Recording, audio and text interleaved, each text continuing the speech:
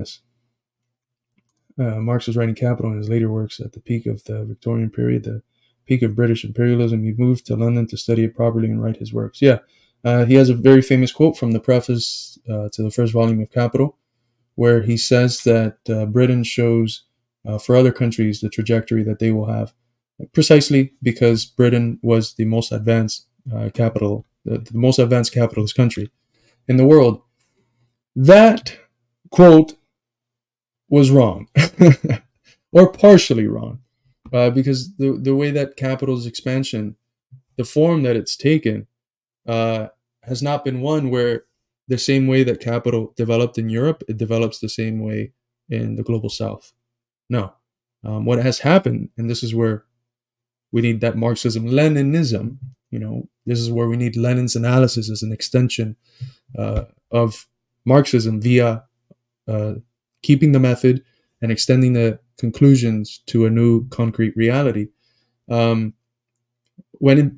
capitalism goes abroad in the form of imperialism, the dominance of finance capital, the export not of commodities but of capital, it makes other countries poor. It keeps other countries poor. It doesn't create the conditions that Marx thought, where it was just, it's just going to replicate what happened in Britain and, in India or something. It keeps them poor and underdeveloped, and in a condition where it's just imperialism is just extracting resources, producing things very cheaply, and accumulating capital like they're unable to do in the metropole, in the heart of the empire.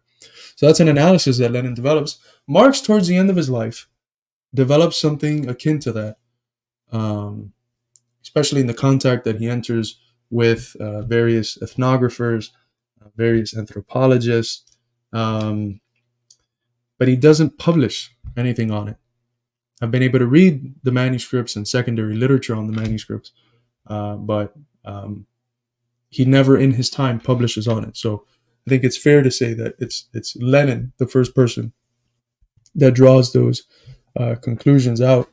But there's a rational side to that. There's a part of it which is true, in the form of a statement from Nikolai Chernyshevsky, the Russian left-wing populist, who wrote a book, What is to be Done? That's where Lenin takes the title from, but who Marx loved. Marx was even considering translating Chernyshevsky in order to spread his works. Marx loved Chernyshevsky. And Chernyshevsky had a phrase, which is that history gives to its sons the bone, and to its grandchildren the marrow. Something along those lines. It's a beautiful quote. And the essence of it is that the best part of history is given to the civilizations which, while history is entering a new era, develop last. Those are the ones that develop the quickest, because they don't need to, say, develop the steam engine on their own. Once it's been developed in Europe, you can just say, "Oh, cool, that's that's it." Now we have it. So certain forms of development happen quicker and easier once development has already occurred in one place.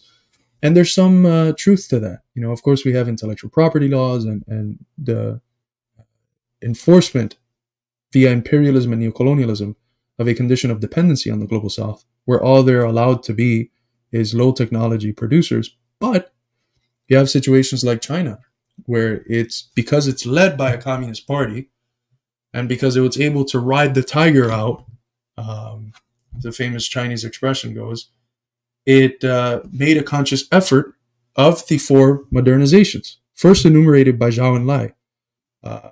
Development of sciences, technologies, securities, agriculture, and production.